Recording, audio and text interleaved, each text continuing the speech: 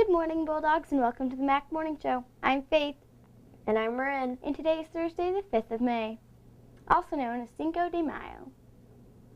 Do you know why the U.S. and Mexico celebrate Cinco de Mayo? Maybe you've heard of the holiday, but don't really know what it's about. Here's a little clip about the history of Cinco de Mayo from the History Channel.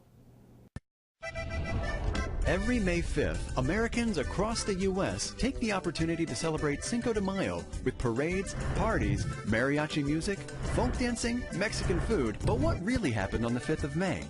And what are we really celebrating?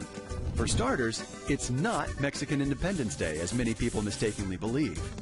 Mexico actually celebrates its independence on September 16th. Instead, Cinco de Mayo commemorates an event that happened some 50 years after Mexico won its independence. In 1861, Mexican President Benito Juarez declared that his country was too poor to pay its debts to foreign nations, prompting France to invade Mexico and make it a French territory. But when French troops approached the town of Puebla on May 5, 1862, a ragtag band of Mexican troops managed to defeat them, despite being outnumbered 2-1. Though it ultimately failed to halt the French advance on Mexico City, the victory became a symbol of Mexican resistance against French imperialism.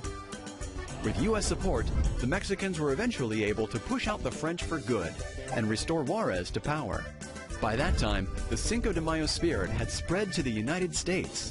Soon after the victory in Puebla, Americans of Mexican heritage used the day as inspiration for the Union struggle in the Civil War.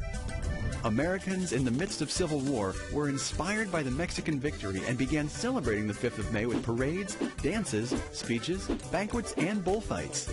Today, Cinco de Mayo is actually a bigger holiday in the U.S. than in Mexico, where it's mostly celebrated in the state of Puebla. Take an extra moment to honor the surprisingly American history behind this Mexican holiday. And now for your morning weather report.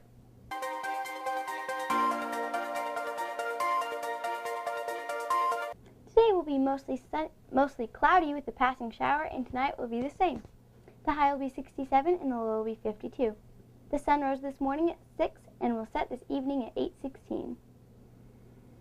The lunch menu for today is brunch for lunch, French toast sticks with sausage patties, beef with broccoli, Hawaiian pizza, and tacos or burritos.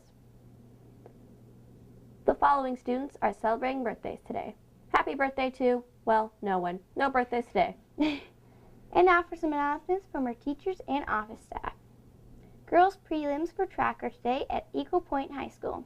All girls participating will need to be released at 2 o'clock to go to the buses. Good luck, girls.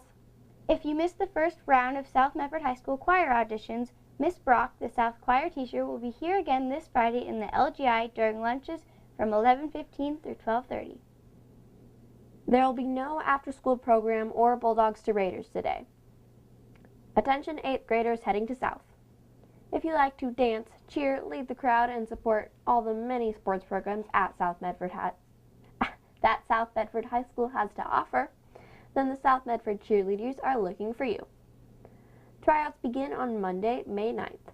However, today, Coach Strong and a few Panther cheerleaders will be available during lunch to answer your questions and help prepare you for tryouts.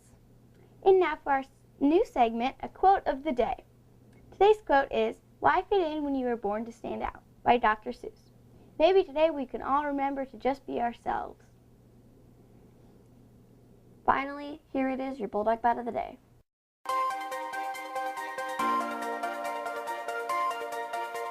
On our last show we asked, on average, how many eggs can a hen lay in 1 year? The answer is approximately 227. Today's question is, almost all gondolas in Venice are painted what color? We'll have the answer for you in our next show.